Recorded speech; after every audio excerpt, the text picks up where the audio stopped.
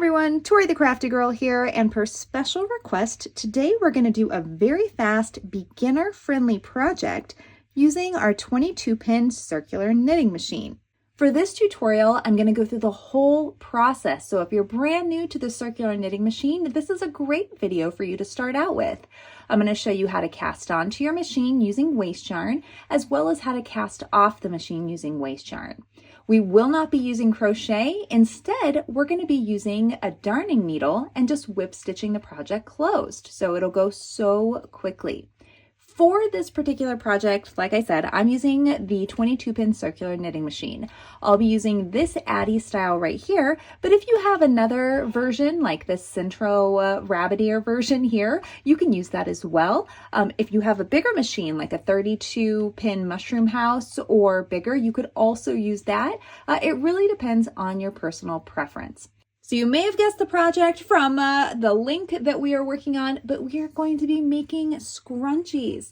Scrunchies are one of my favorite projects because not only are they great all year long, but they make really great gifts. They are super fast to work up. You can customize them with color and yarn choice, and they're just a really great way to learn how to use your machine. So for this project today, the tools that you're going to need, number one, you will need some hair elastics.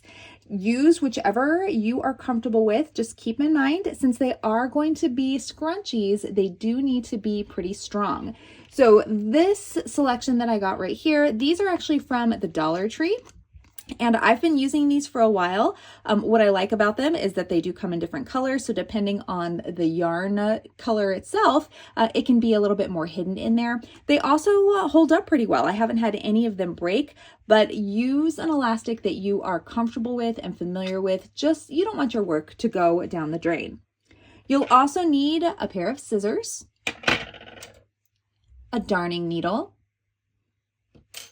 and waste yarn. Now, if you are brand new to the circular knitting machine and you're wondering, what the heck is waste yarn, Tori? Well, waste yarn is just a contrasting color of yarn that you use to cast onto your machine and then cast off of your machine.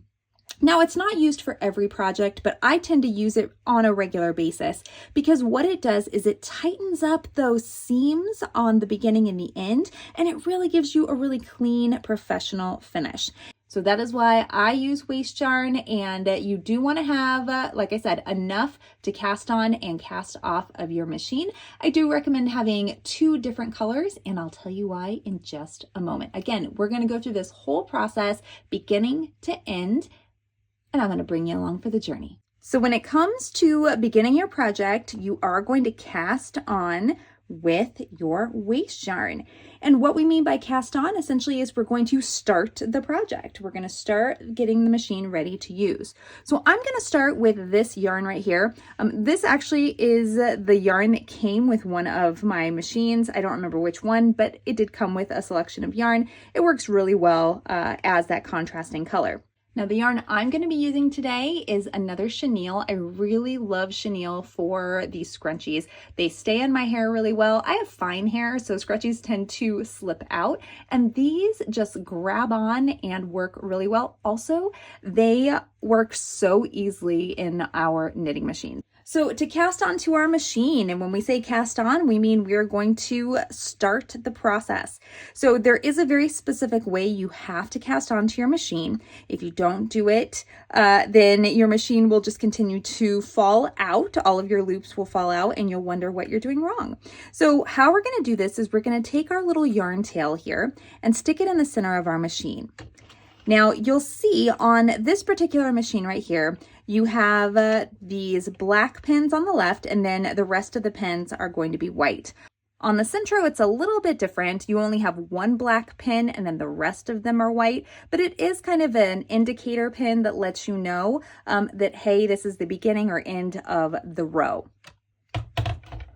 Now with the Addy in particular, you'll see that there are 3 black pins here. Those are also an indicator that if you're using a panel setting or if you're using the flat setting, these 3 pins will not be knit. So it's really that, a great way to just tell you what is going to be happening with your machine. So first thing we're going to do is take that little yarn tail And we're just putting it under that last white pin right there, giving it a little bit of length just so that it doesn't slip out when we go around. Then we're going to take our crank over here on the right. You do want to make sure that your switch, if you have one, depending on the type of machine that you have, is set to tube mode, in this case T, which means it's going to go all the way around. If it were on a panel setting, it would stop, as I mentioned, and you wouldn't be able to knit all the way around. So we have that yarn tail under that first white pin there. Then we are going to take it and go behind the first black pin, in front of the next pin, behind the next pin, in front, behind, in front, and we are going to do this until we get back to the very beginning of our round.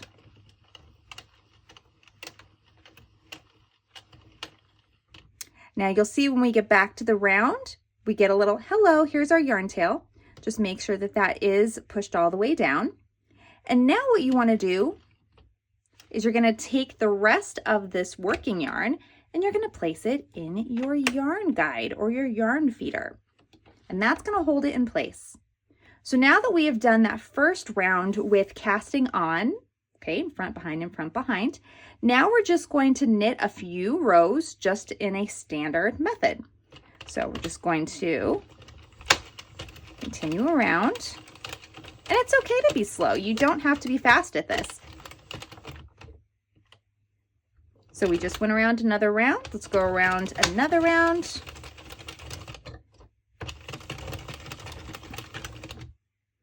And we have enough to do one more round.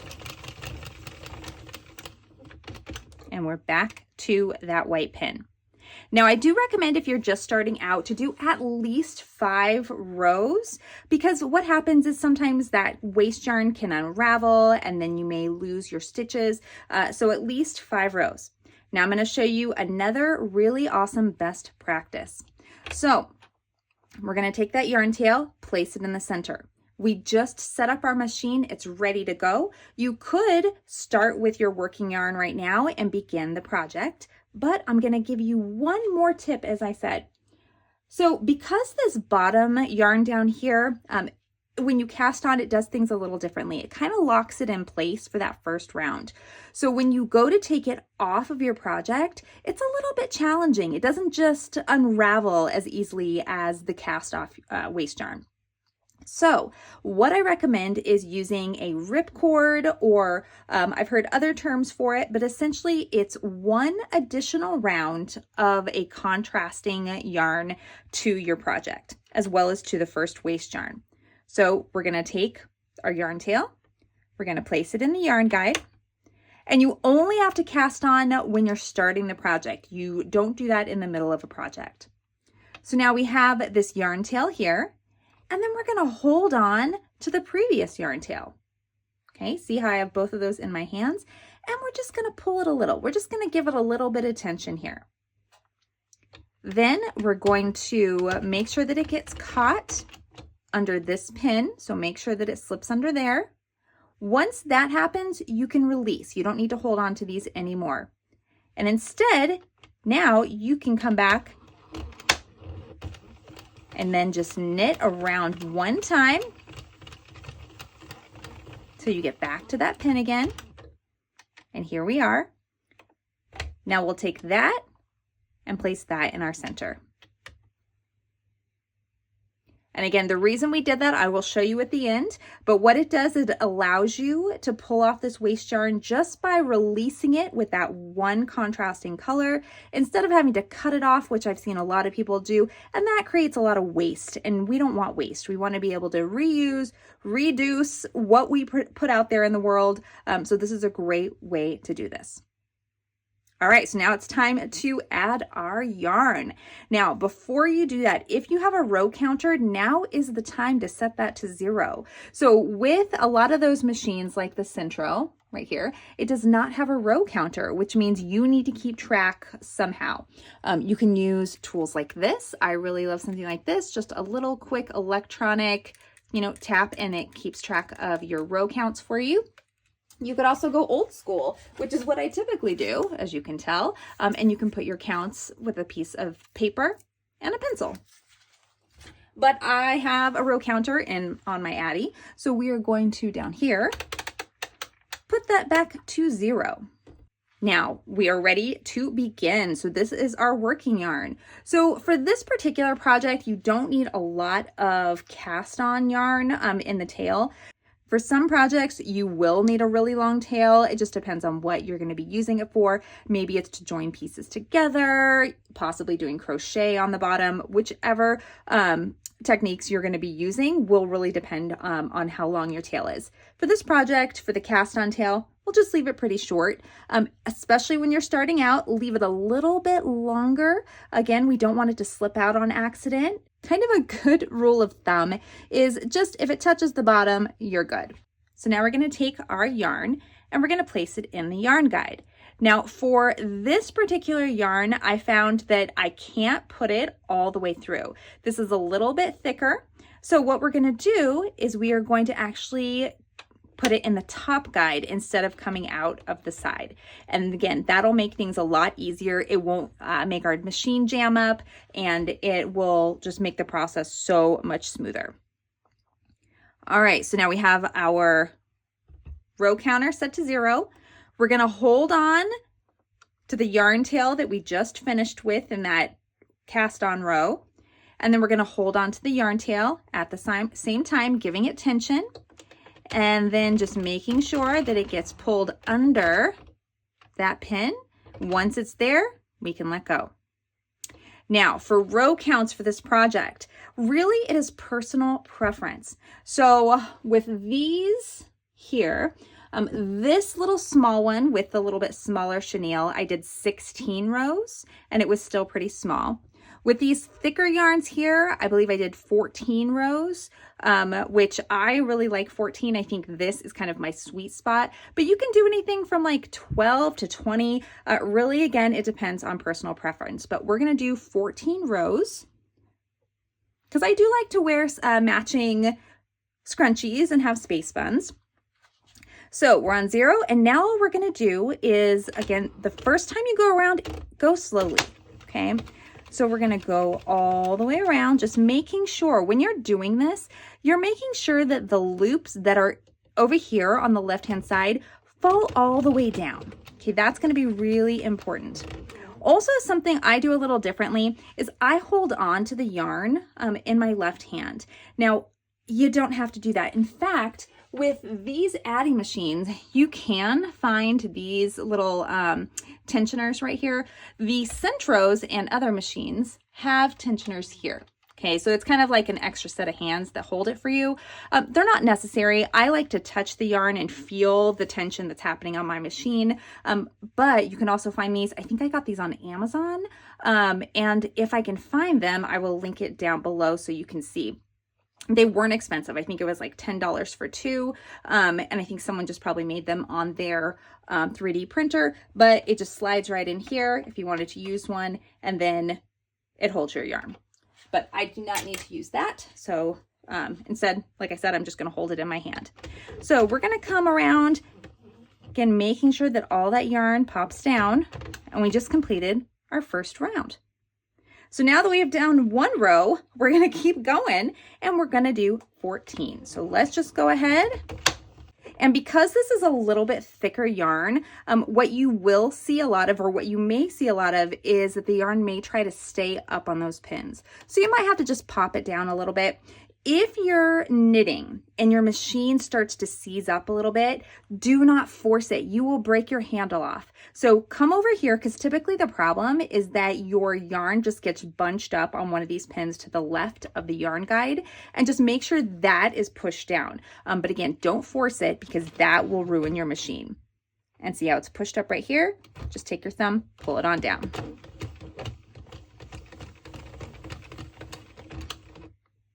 And see, right now, this is a perfect example because the yarn, it won't go, and I'm not gonna force it. So instead, I'm gonna take this, push it down, and immediately, there we go. It's working much better. And you'll have this issue with some yarns, especially the thicker yarns, cottons, wools. We'll do that in these little plastic machines. right, so we just passed 13. We're coming up on the final round, or we are on the final round. Okay, so once we get back to that pin, you'll see if you have a row counter, we have our row count. Now, we are going to use this yarn tail to stitch it all together. So you do want to make sure that you have enough yarn to go around the project and a little bit extra to hide. So I just wrap it around my machine, give it a little snip, and place that yarn tail right in the center. Now we do need some more waste yarn. So once again, we're just going to take a contrasting color, place that in the center, grab the tail, and then we'll just go around a few times. All right, now I just went around a lot of times, and the reason for that, I just didn't want to have any extra yarn tails hanging out in here because it would make it a little bit harder. So for casting off, because you've used all this waste yarn right here, this whole entire white section, this is knitted in place. Now it will unravel once we take it off the machine, but all of our working yarn stitches are going to be safe. So here's a fun part for you. So now all we have to do is just continue to knit one time around to release, and then the second time for it to fall off the machine. Now sometimes some stitches can get stuck, no big deal. Just go back and pop that out. And that's the part we do with the knitting machine. Now, let's see how easy it is to finish it off and make our scrunchie. Okay, so first thing we are going to do is we're going to turn our project inside out. So we're going to take the project like this. Any of those yarn tails, just gently pull them through. Again, we don't want it to accidentally unravel. There we go.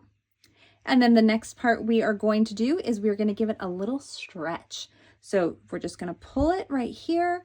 That just stretches out the yarn. And you can see that that 14 row count is going to probably be perfect for this. I mean, I know it's perfect because I've used that row count before. So now that we've done that, we're going to take our hair elastic. So we have our hair elastic here. And we are going to show you that one more time. So remember, it's inside out. We're going to essentially take our hands, put it around the center, take our elastic, and put it around the center. Okay, just like that. So now we need to finish off our ends. So what I want to point out to you, waste yarn, waste yarn. All of these loops, these golden loops that you're seeing here between the waste yarn and the additional color here, or the regular color, those are considered live. So if all of these white stitches go away, this will just continue to unravel and unravel. So we need to pick those loops up. That is how you finish your project. And we're going to do that with a darning needle.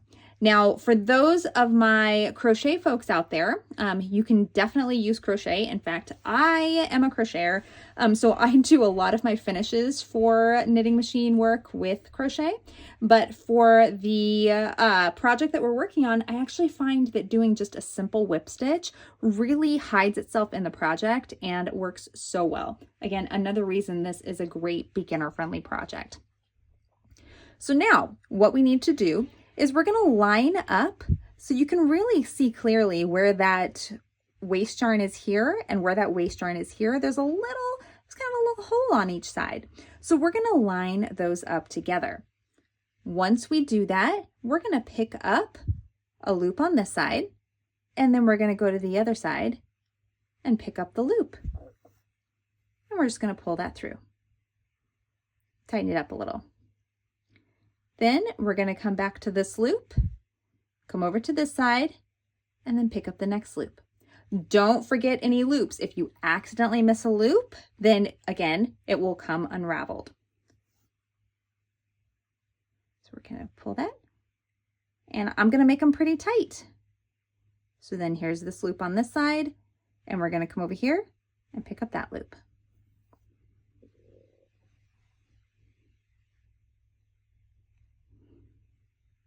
And again, waste yarn makes this so much easier. So loop, loop, all the way through. So let's do that until we get all the way back to the beginning. Now, when you get back to where you started, and you'll know where you started because you're going to see those yarn tails, just make sure again that you don't skip any, and we're going to pull it back up through so that it's next to the other yarn tail. We're actually going to end up tying those off and hiding those in just a moment. So now that we've done that, we have what kind of looks like an iced donut, but maybe I'm just hungry, who knows? So first thing we're going to do is we're going to take off our waste yarn. So let's just start by taking off the cast off waste yarn because this is the easiest. So you're just going to find the end of your yarn, and then you're just going to unravel it. That's it. It's so easy. But this is why, again, I do recommend having a lot of rows when you're first starting out. And again, sometimes it's yarn, so you know, sometimes it does get a little finicky. Okay. All right, so we just pulled off all of the cast off waste yarn. Okay, so that's what we look like so far. So now let's talk about that ripcord I told you to put in here. So the bottom yarn, when you cast on, as I mentioned, you can't just pull it off, okay? So if I just tug on this, it's just gonna tighten it up and you're gonna have to cut it off.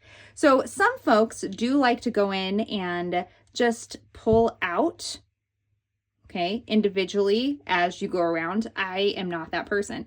So instead, what I'm gonna do, since we added this little ripcord here, is I'm going to remove that just from the end. And then I'm going to grab this from kind of dead center and start by pulling out one side. Okay. And then I'm going to pull out the other side. Okay, now watch the waste yarn come right off the project. Just like that.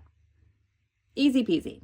And that is why I recommend using the waste yarn with the ripcord.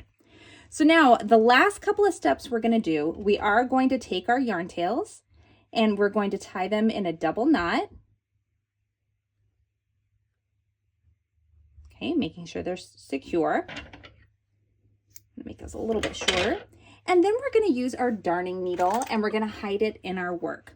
Now I do switch to this wool needle, and it's just because this yarn is a little thicker and it's easier for me to do it.